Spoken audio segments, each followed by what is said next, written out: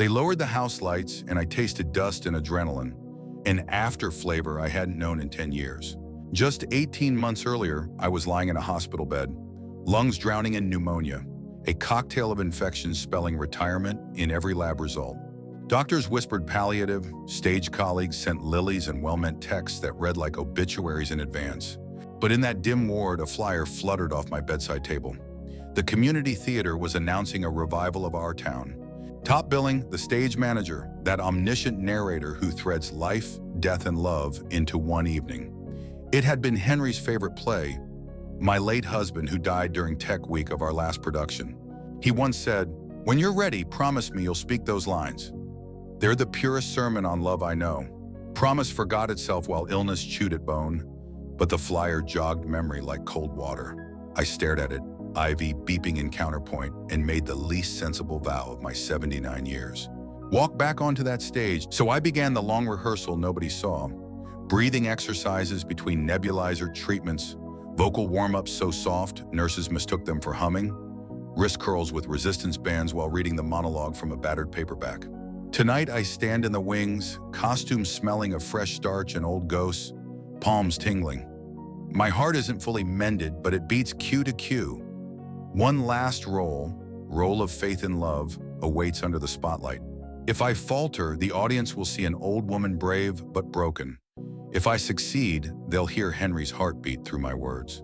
Either way, the promise is kept the moment I step forward. Rehearsal hall sat in the church basement, ceilings low, pipes humming like distant applause. To me, it felt vaster than Broadway.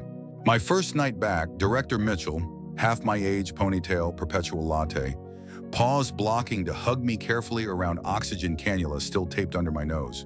"We'll pace you," he said. "Theater's a marathon, not a sprint."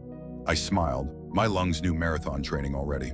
Cast consisted of college hopefuls, retirees, and a grocery store manager playing George. They eyed my trembling hands turning script pages, but respect outweighed pity. During breaks, they carried folding chairs closer, so I wouldn't waste breath raising my voice. Line runs doubled as pulmonary rehab. Every paragraph became interval training. Phrase inhale through pursed lips. Phrase longer exhale. By week 3, the cannula hung more as security blanket than necessity. Home mirrored backstage. My living room transformed into a black box theater, tape marking imaginary footlights on carpet. Grandfather clock draped to kill chime interruptions. I recorded Henry's old vinyl of Thornton Wilder's original cast. His voice had once read the stage directions to me at bedtime. Now I recited along, timing each emotional beat to his phantom cues. Illness had stolen my stamina, so Mitchell rewrote blocking, bar stool planted center stage for monologues. At first I bristled, actors stand. Then I realized the stool symbolized survival. You don't need legs of steel to move hearts. Costume fittings revealed chemo weight loss and surgical scars under collarbone. Wardrobe mistress lined jacket shoulders with thin memory foam pads so fabric wouldn't chafe tender skin. The kindness stitched into every seam felt like an ensemble prayer. Tech week. Cough returned like a villain for final act. Theater air dusty from decades of set paint, lungs rebelled. Stagehand rigged a discreet humidifier in the wings. Its vapor curled into spotlight like holy incense. Soundcheck amplified creaks in my voice, age notes I once masked with projection. Mitchell leaned over console, dialed EQ knob, whispering, "Keep the cracks, they're truth." So I left them in, each rasp proof of the mountain climbed. House smelled of fresh playbills and nervous chocolate from concession stand.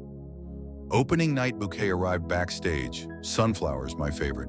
Card unsigned, but I recognized Henry's handwriting. Our daughter must have forged nostalgia beautifully.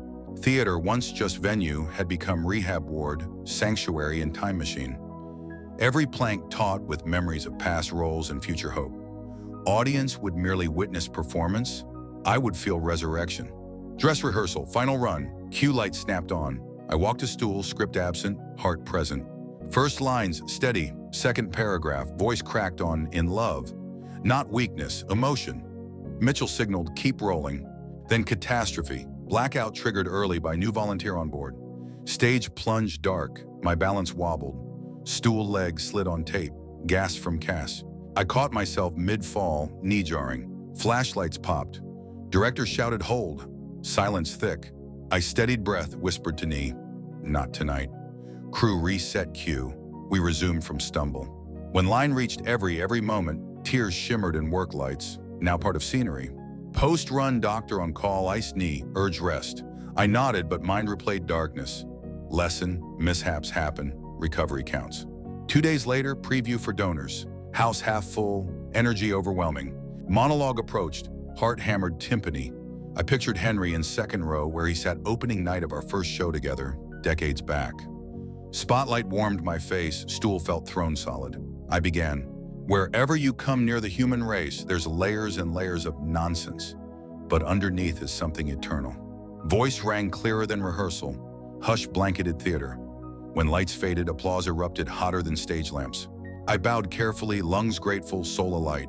Backstage, teenage Emily actress handed me crocheted heart keychain. For good breaths only. I clipped it to inhaler strap, talisman secured. But next morning, fever spiked, infection scare. ER admission, IV antibiotics. Doctors advised skipping opening weekend. I refused. Attending physician, also Wilder fan, negotiated. If vitals stable by noon Saturday, discharge with portable antibiotic pump.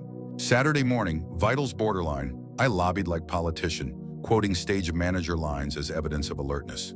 He relented, paperwork signed, nurse high-fived me into wheelchair exit. Evening half-hour to curtain, I strapped antibiotic pump to thigh under costume, joked it was method acting, playing life support. Cast formed circle, hands joined. I recited theater blessing Henry invented. May the lights be bright and the coughs be few. Opening night sold out, local press hyped, Miracle Nana returns to stage. I disliked the martyr angle but embraced miracle portion. Act I flowed, audience laughter timed like metronome. Act 2, graveyard scene approached, my longest stand. I rose from stool by sheer will, pace slow, each step measured with internal oxygen budget. Lines about memory, love, the unnoticed every day, every syllable vibrated with personal resonance. As I spoke, you've got to love life to have life, and you've got to have life to love life. I felt heat in chest, fleeting arrhythmia. Hand drifted to pocket where inhaler waited. I skipped the breath, channeled energy through voice. Heart settled like loyal dog. Spotlight haloed dust motes swirling. Visual echo of Henry's ashes we scattered at sea. Final blackout, curtain call explosion. Standing ovation thundered, tears drenched mascara.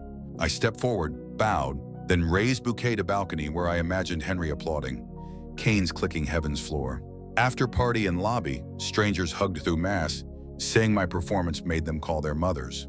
Local critic typed review on phone. Bravery personified, I corrected, love personified. 2-week run zipped. Second weekend, my antibiotic pump removed, energy soared. By closing night, I walked on stage. Final curtain fell.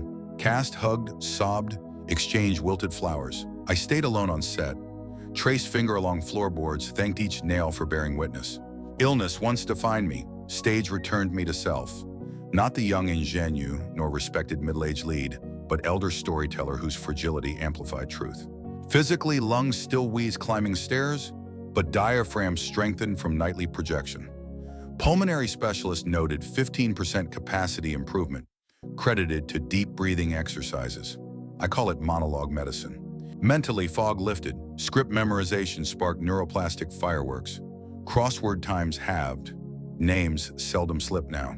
Neuroscience journals could chart synapses. I credit applause therapy. Family dynamics shifted. Children stopped hovering with thermometers, started asking artistic advice. Grandson cast in school play, I coached him via FaceTime. Community Ripple Theater launched Stage Phoenix program, pairing recovering seniors with acting coaches. I mentor a stroke survivor learning vocal exercises. His triumphant to be or not to be through slurred speech rivals Olivier. Personal purpose realigned, mornings once filled with pill counting, now share space with script reading. Costume thrift hunts, line run Zooms.